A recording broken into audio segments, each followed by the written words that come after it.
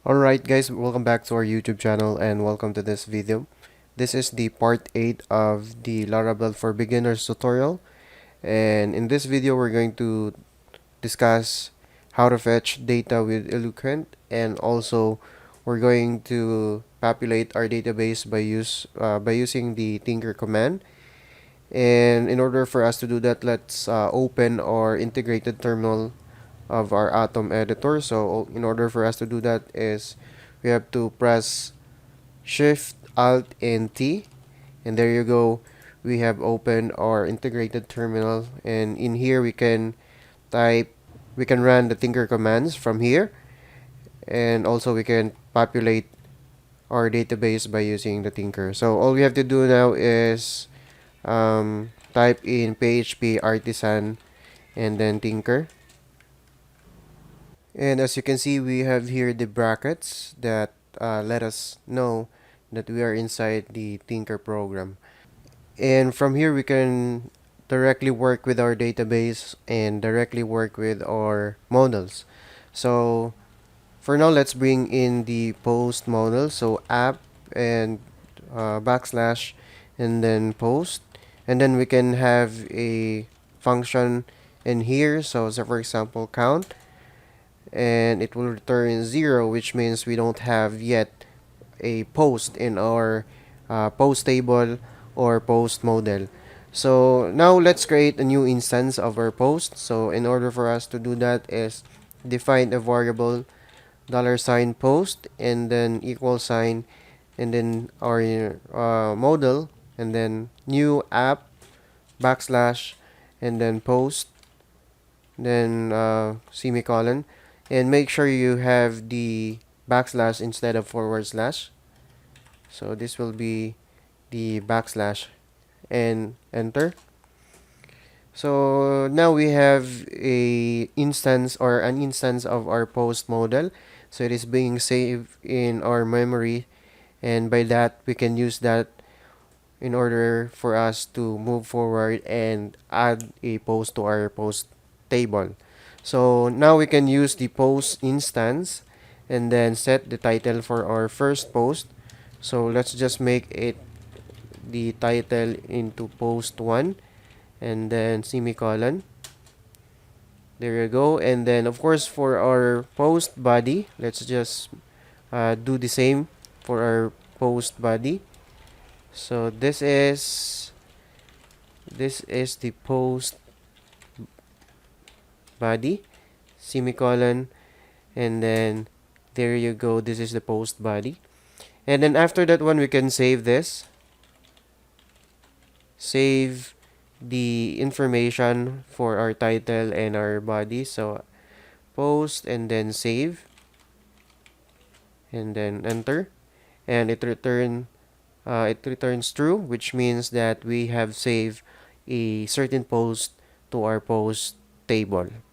Now if we try to check our database inside our PHP admin, we can see here that we have a post, and of course we have the first post, which has the ID of 1. The title, we have set this into post 1, and of course we have set the body content.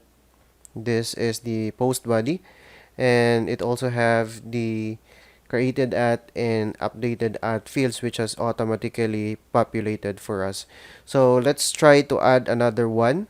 And first, let us create a new instance of our post model. So new and then app backslash and then post. This will create another instance. And then we're going to set the title for this. This is post 2, and the post body also we need to set a value for this. This is the second post body. There you go.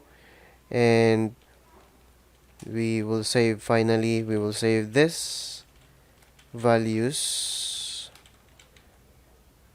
to our database. So it returns true again, which means that we have now have 2 posts in our post table in our database.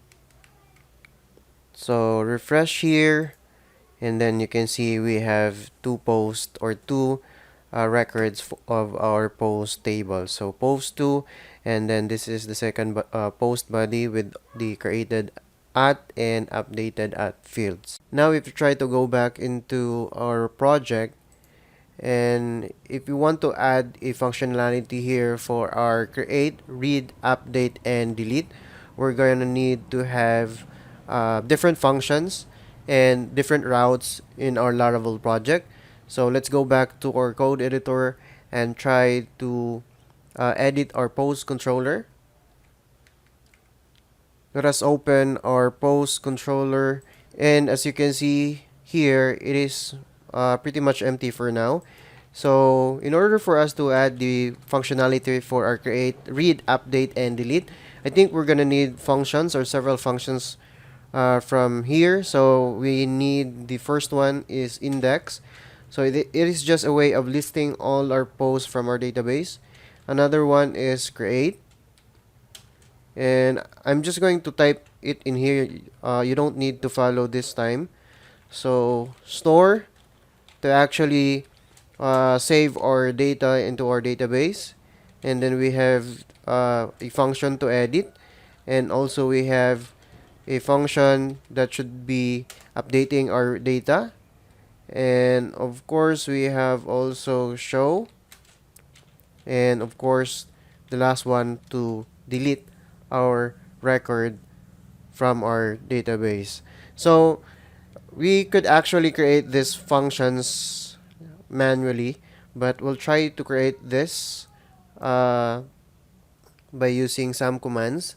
So I think I haven't shown you this yet. So I think I just have to um, delete this post controller for now and generate another one. So I have deleted the post controller for now, and I'm going to generate it again by using some commands. So in order for us to do that, let's run the command php artisan, and then make, and then controller, and of course the name of our controller is post controller with s, post controller, and then we're just gonna add the resource keyword here, and then we're just going to wait for a few seconds to allow the generation of our controller. So there you go, controller generated or created successfully. And if you try to open up the new post controller, we can see that all the functions that we have listed earlier has been generated successfully. So we have here the function index, so display a listing of the resource, and some of the functions here don't need or doesn't need the parameters, but there are also functions that need the parameters. So say for example this one, we have the create, so show the form for creating a new resource, and then the store has this parameter request, and we're going to define some of the logic later on inside this function. And also we have the show, so it has the ID that will identify the record that we want to show here. And also we have the edit, the same thing, it has the ID parameter. And also we have the update that requires two parameters, the request and of course the ID of the resource.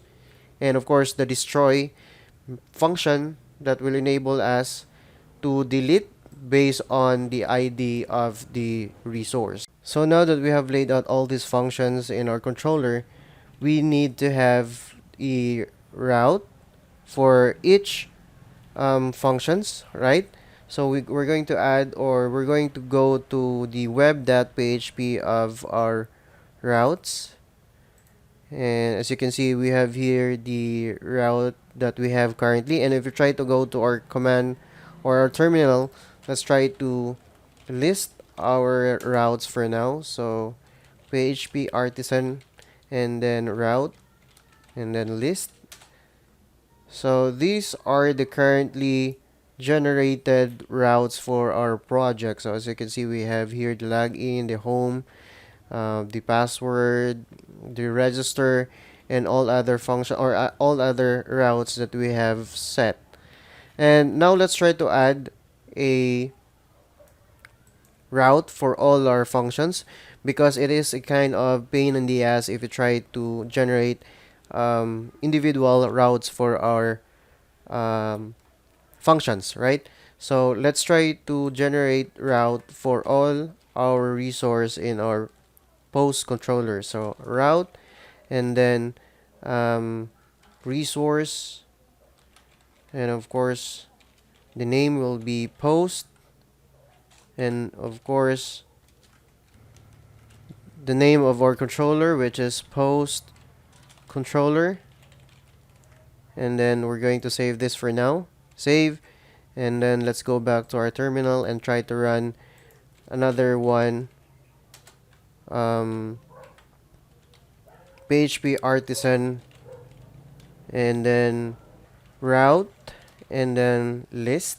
So let's try to find our resource or generated routes for our post controller. So as you can see, we have here all the routes related to our post controller.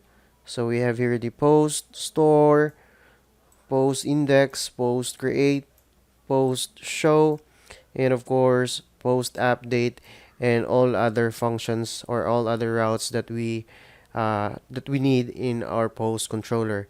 And I think that's it for this particular video, and in the next video we're going to continue working on with our fetching data with Eloquent. So we're working with the create, read, update, and delete. So see you in the next video.